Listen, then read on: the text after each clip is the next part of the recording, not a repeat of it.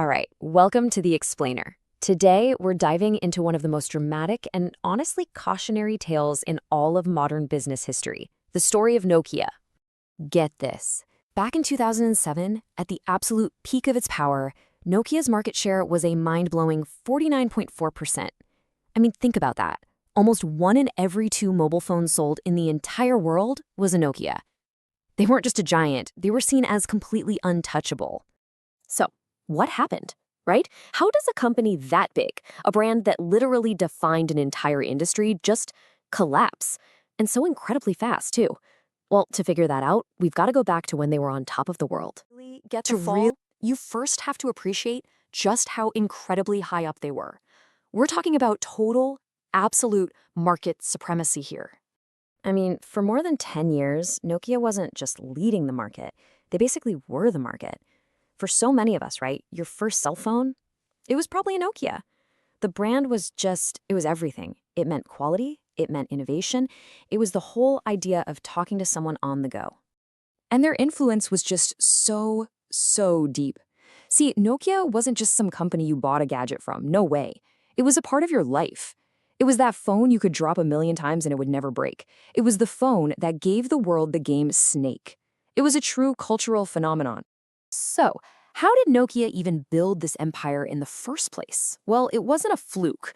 It was all built on a legacy of pure innovation, one amazing, iconic phone after another. Just look at this timeline. From the very first mass-produced digital phones, they were setting the pace.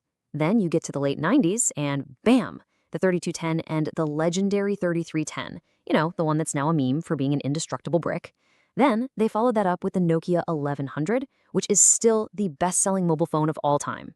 And they kept pushing.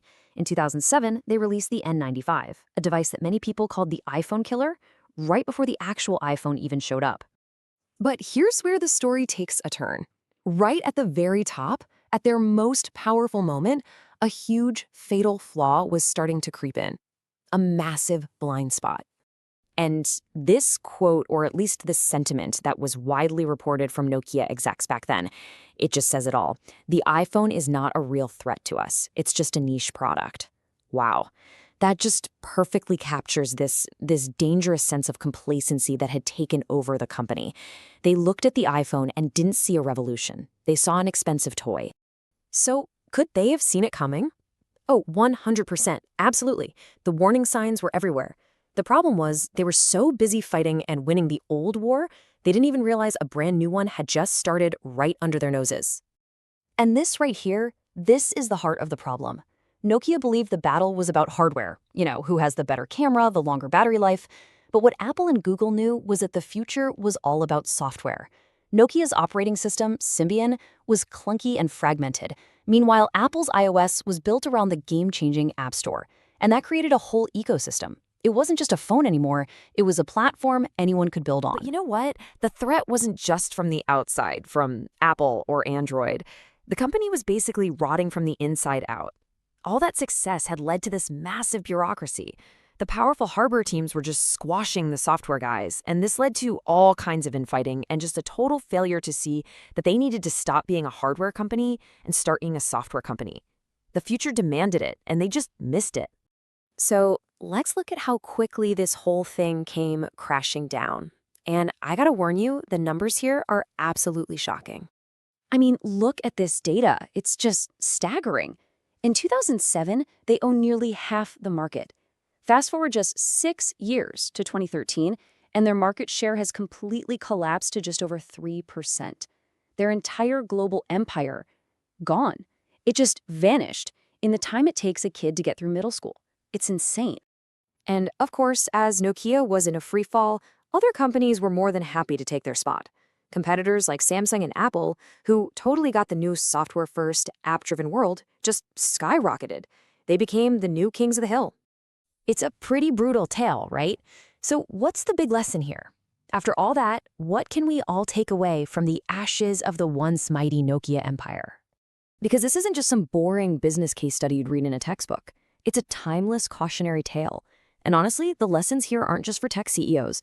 They apply to pretty much any industry, any company, heck, even to our own personal careers. So here's a pretty powerful framework for how to avoid your own Nokia moment. Step 1, never ever underestimate the disruptor, the little guy.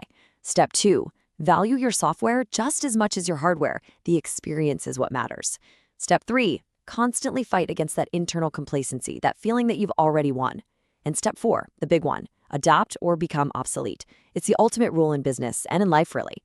And that brings us to one final thought to leave you with. Who is the Nokia of today? Because this story, it's a cycle. It happens again and again.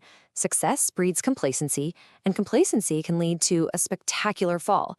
And that really makes you wonder, which massive, untouchable company out there right now might be making the exact same mistake, ignoring the next big thing that's right around the corner?